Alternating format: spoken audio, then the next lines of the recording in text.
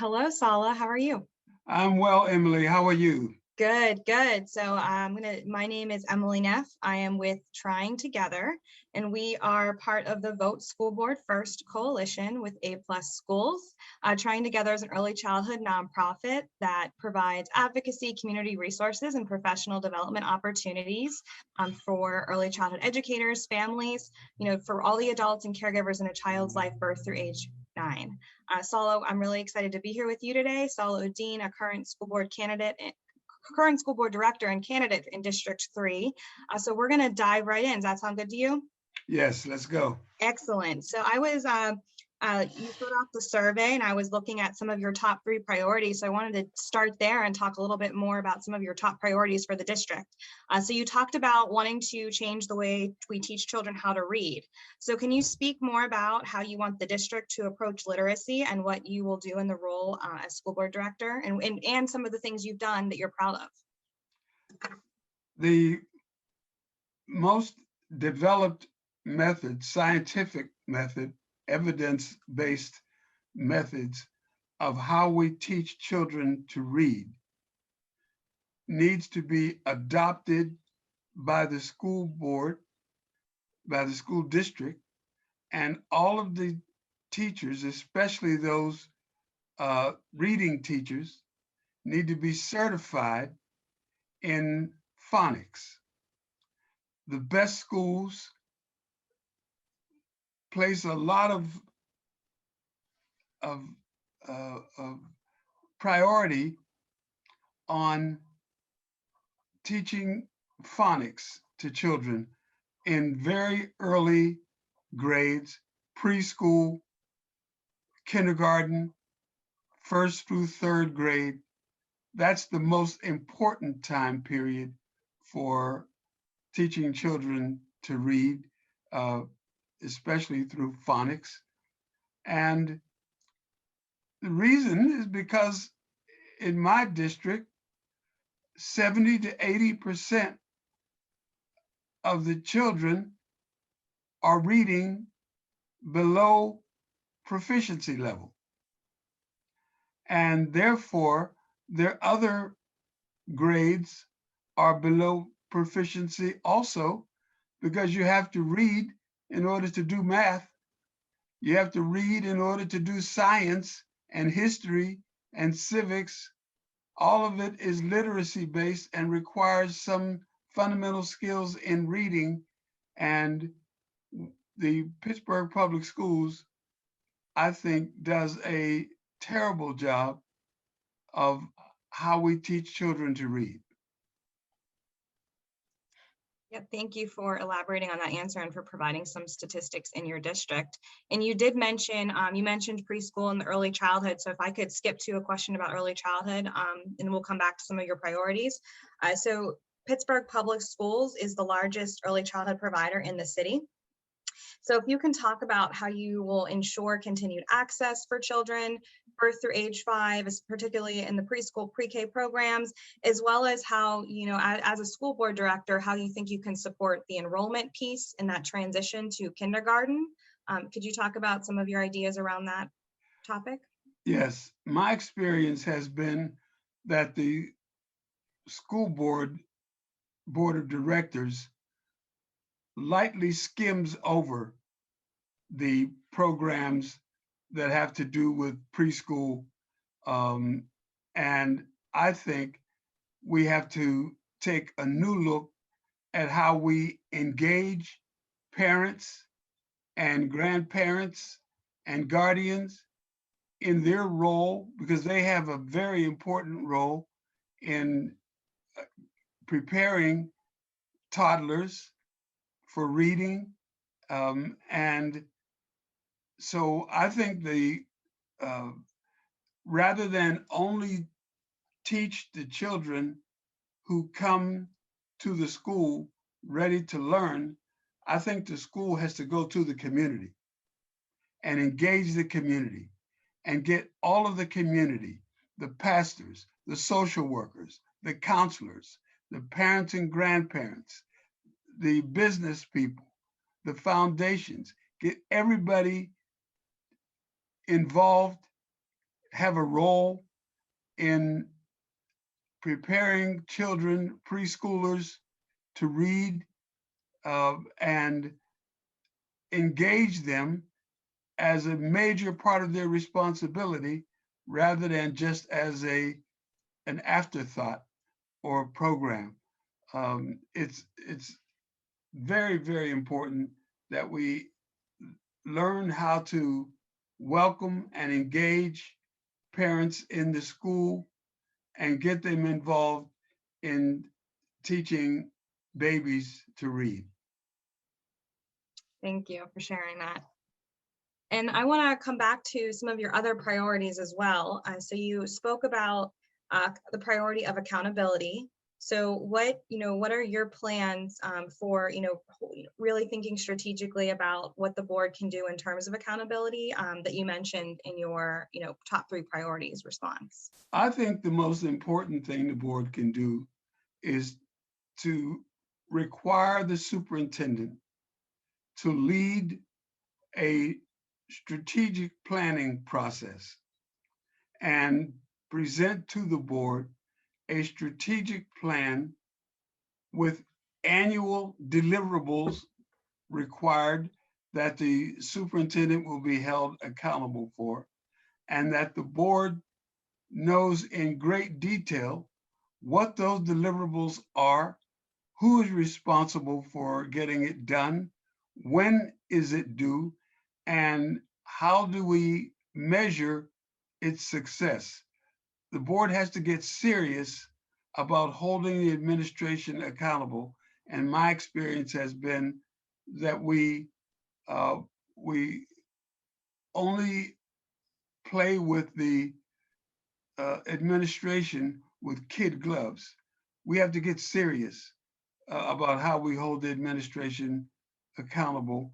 And I would push the board to become more serious and require the board to evaluate itself based upon whether or not it does a thorough evaluation of the administration. Thanks. And your third priority, which I think is such an important one, is really thinking about a cultural approach to curriculum, thinking about diversity, thinking about representation, the teaching staff reflecting the students that they serve. So can you talk about what as a board director, like what you want to do in terms of attracting more teachers of color, especially male teachers of color? I think we have to dive deeper and go beyond the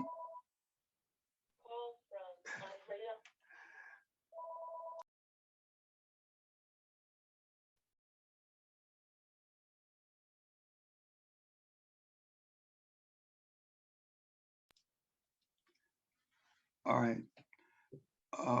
I think we have to dive deeper into how we recruit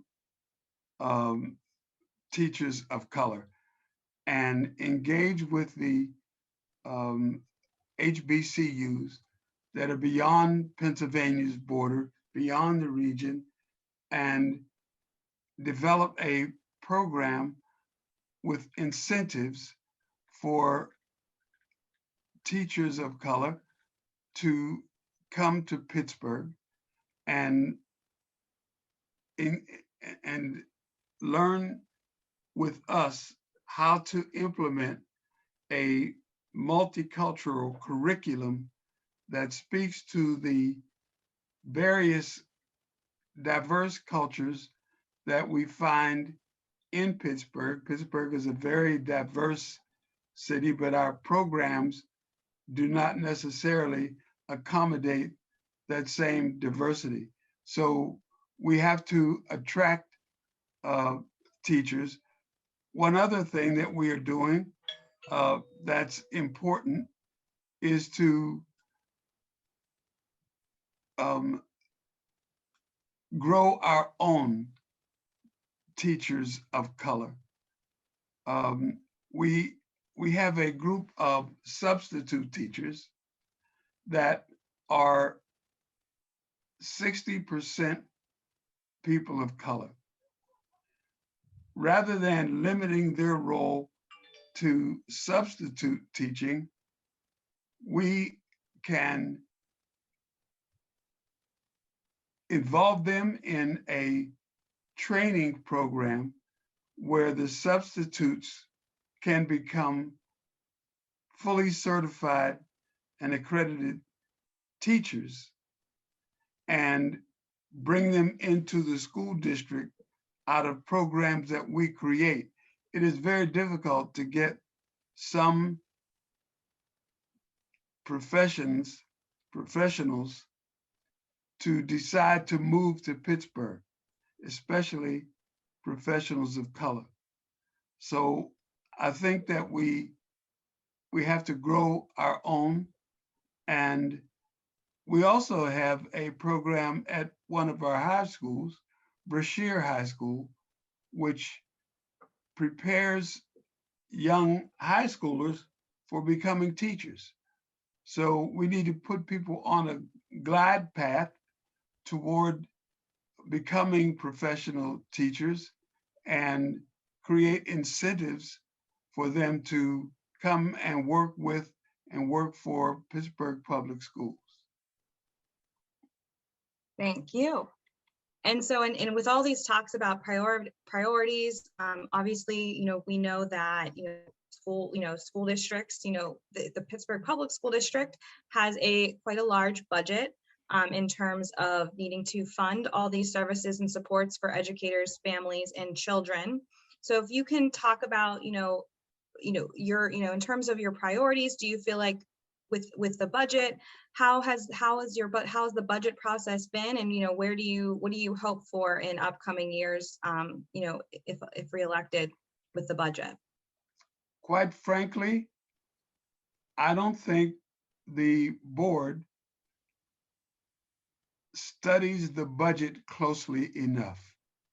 And I don't think we get involved with the budget preparation early enough and deeply enough to be able to make sure that the funds that are being spent in a way that can directly improve student outcomes. Just because we have a large budget and spend a lot of money, it does not necessarily reflect positive student outcomes. And so I think we have to require the superintendent to prove to the board before we approve certain expenditures that these programs are based on improved student outcomes and how we can prove it, what evidence we have, and how we hold the administration accountable for improved student outcomes based on the budget. The budget, in order for the board to understand the budget, we have to get involved with the budget preparation much earlier than we do. And I would push for a earlier engagement of the superintendent on the budget with the board. It also needs to be a more transparent budget. The community needs to be involved in the development of the budget and the setting of priorities. And I think that there's a lot that can be improved in the area of engaging the community in the drafting of the budget. Yeah, and there's been, in terms of the budget, we know that with COVID-19, there's been quite a few federal stimulus packages passed with aid to education, and more federal dollars continuing to come to Pennsylvania from the American Rescue Plan. So, in terms of responding to COVID-19 and what the next school year looks like, what would be, where would you want to see those dollars go to support the students, educators, and families of Pittsburgh Public Schools? The pandemic has left a lot of children behind. There were a lot of children behind before the pandemic. And once we closed the schools last March, the students who were behind fell further behind. So the primary priority, I think, for those federal funding dollars has to be catching students up with the learning loss that has occurred during this time when they were out of in-person learning. That's the most important thing I think we have to do. Catch up and make sure that especially also, I think the students who took the hardest hit were seniors who were preparing to go to college. And we have to reach out and make sure that those students achieve their goals, their secondary learning goals, and make sure that the students who are now seniors make sure that their plans for post-secondary education, make sure those plans are solid, and any way that we could be supportive, make sure we facilitate a successful transfer to higher education. So the key word is catching up. That's what I think we have to do with those funds.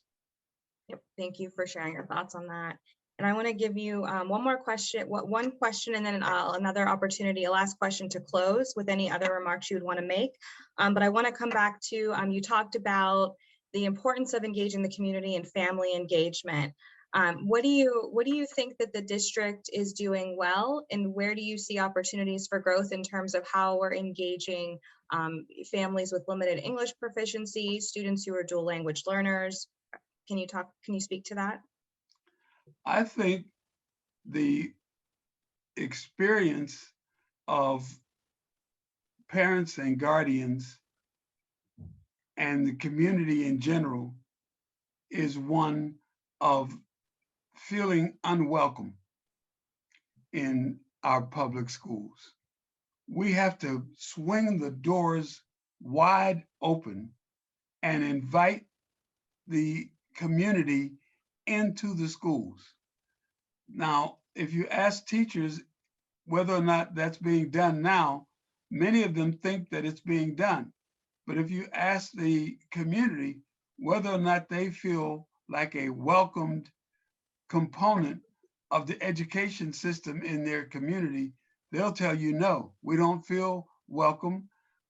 When we go into the building, it may be 10 minutes before anybody asks us, may I help you? And they are made to feel not a part of and unwelcome. So I think the first thing, especially if we're going to focus on early education, is that we have to do a better job learning how to welcome and engage the community and involve the community in this process of education. We don't do a good job of it. We need to admit it, and we need to do better. Thank you. And I want to, as we close out, I want to give you the opportunity. Is there anything else you would want to share in closing that we didn't get a chance to cover? Yes, I want to encourage people who are watching or listening to go to salaforschoolboard.com. Sala, S-A-L-A, forschoolboard.com, and check out our website and join our struggle to improve our schools. I'm trying to make our school system a high quality school system, not just a mediocre school system. And I need everybody's help to do that, whether you're in my district or not in my district. I need your help, and I welcome your help at salaforschoolboard.com. Thank you. Thank you, Sala. I appreciate you spending some time with us this afternoon to share, more insight into your plan and your priorities for Pittsburgh Public Schools. And this video will appear on voteschoolboardfirst.org. So I definitely encourage you to check out that website as well, along with the other, more answers to questions that Sala Udin has answered earlier. So thank you so much. Thank you again, Emily.